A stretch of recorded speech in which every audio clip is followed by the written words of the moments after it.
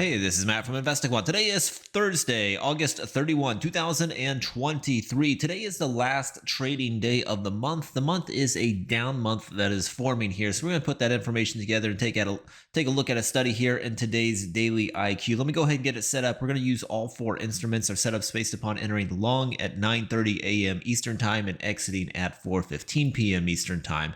Now, currently, the overnight session is very quiet. Market's just trading sideways here. So I'm going to use a gap or opening filter here from the gap size as a percentage of the 5-day ATR. I'm going to put in a custom one here. I'm just going to say it can open in either direction, but not very far from the prior day closing price. And I'm going to define that as saying less than 25% of the 5-day ATR away from the prior day closing price. And for the S&P today, that's going to be somewhere around 14 points or so.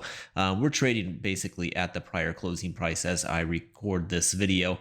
Not sure if it's going to be up or down. This will allow it to be either direction, just kind of close to the prior day closing price. All right, the next thing I'm going to do is go to the price patterns library. I'm going to say that we traded at the close yesterday. We closed below the prior month close. And I'm going to grab that from our active today section, which is telling you what is true for today's session. Here it is, close below prior month close. Next thing I'm going to do is go to the indicators library. I'm just going to grab the 200 for this one.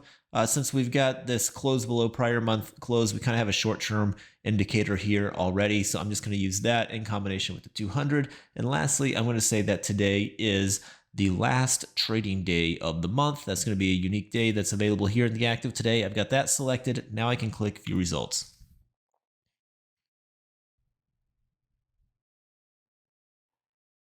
All right, here we go. These are the results based upon entering the market long at 9:30 a.m. Eastern Time, exiting at 4:15 p.m. Eastern Time. When it is the last trading day of the month, you're above a 200-day simple moving average, but you are below the prior month close.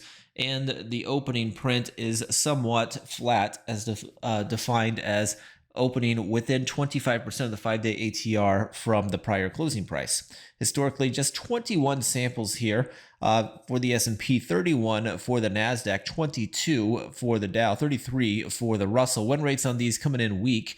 S&P 33% closing above the opening print. For the NASDAQ, it's 35%. For the Dow, 27%. Russell neutral at 52%. The average moves on this pattern here is a little bit larger to the downside for the S&P. For the NASDAQ, it's a touch larger on the upside. For the Dow, a touch larger on the downside, and Russell, the downside is larger as well. So we're a little mixed, not a huge skewing here on the average moves. The win rates are weak on 3 of the 4 instruments, with the Dow being the weakest at 27%. That would be this green equity curve here. Hopefully you found that helpful. Good luck today. We will see you next time.